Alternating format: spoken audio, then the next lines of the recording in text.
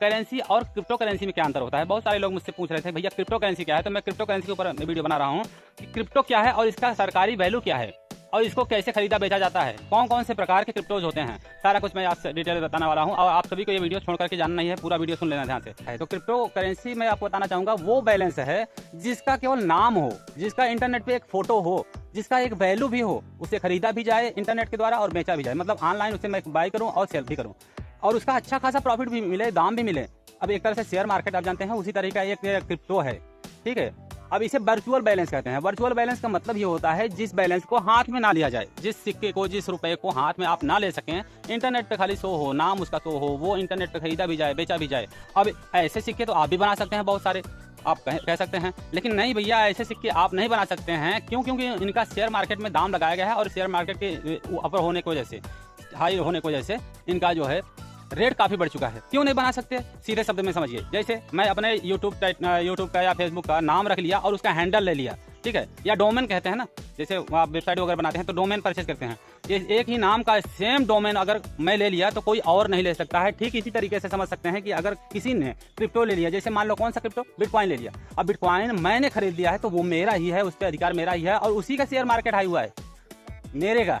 तो अब आपको थोड़ी ना मिलेगा, वो मेरा है, मेरे प्रमाणित है मेरे नाम से, तो वो मेरा पैसा है। ऐसे ही बहुत सारे क्रिप्टो होते हैं, जैसे कि बिटकॉइन सबसे हाई लेवल पे चल रहा है, 60-70 लाख रुपए में होगा इसमें मुझे लगता है, और इससे ज़्यादा भी हो सकता है। बहुत पहले मैंने इसके बारे में पढ़ा था। तो बिटकॉइन है, इथेरियम है, बाइनेंस है, मतलब बहुत तरह के हैं इसमें, ठीक है, बहुत सारे हैं, मुझे ध्यान नहीं आ रहा है कितने नाम हैं। तो इस तरह के क्रिप्टोज होते हैं। क्रिप्टोज मतलब होता है वर्चुअल बैलेंस जिसे हाथ में ना ले सकें और उसका वैल्यू भी हो। हम उससे जब खरीदते हैं, मान लो एक समय की बात है 2014-15 के आसपास में, शायद हजारों रुपए में इसका दाम था, किसका? बिटकॉइन का। लेकिन बिटकॉइन को खरीद करके शेयर मार्केट में इसका उछाल आया और भैया आज के समय में एक बिटकॉइन खरीदना किसी की बस की बात नहीं है। 60-70 लाख, करोड़ों रुपए भी हो सकते हैं, इसमें मैंने नहीं देखा है, ठीक है। हजारों रुपए की चीज़ करोड़ों में पहुंच चुका है और इसको खरीदना कैसे? ऑनलाइन ही खरीदना है। अगर आप खरीदना चाहते हैं तो 100 रुपए के भी खरीद सकते हैं BTC, बिटकॉइन। कैसे?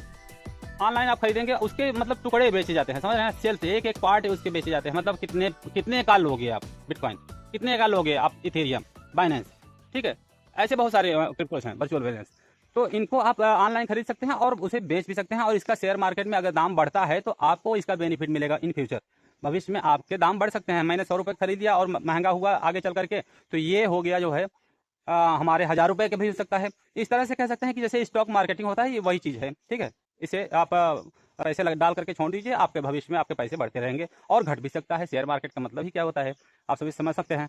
इस तरह से वर्चुअल बैलेंस है भैया, और इसका महत्व केवल ऑनलाइन खरीदने बेचने में है। हाँ, आपको मैं एक सबसे बड़ी बात बताना चाहता हूँ, वो ये है कि भारत सरकार क्रिप्टोज को लीगल करेंसी नहीं मानता और इसे लीगल अथॉरिटी देने से भी मना करती है। और वो तो ये भी कहती है कि ये आतंकवाद बढ़ावा दे सकता है, ये गलत कदम उठा सकता है। भाई किसी के पास में अथाह पैसे हो जाएं और लेन देन करे, ऑनलाइन खरीद फरोख्त करे, कुछ भी करे, उसका सरकार के ऊपर कोई नियंत्रण ना हो, RBI उसके ऊपर अगर नियंत्रण नहीं रख सकती है तो वो बैलेंस और वो बैलेंस रखने वाला कोई अनियंत्रित कदम उठा सकता है। इसलिए इसको सरकार लीगल करेंसी नहीं मानती है और इन फ्यूचर इस पर ठोस कदम उठाए भी जा सकते हैं।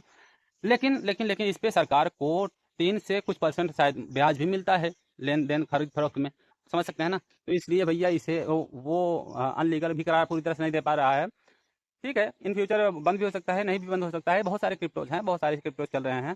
तो आप सभी को इसके बारे में अगर पता था, अपने राय यहाँ पे लिख कर बताएं। और हाँ, हमारे चैनल को भी सब्सक्राइब कर लेना इसी तरह की वीडियो पाने के लिए। Thank you.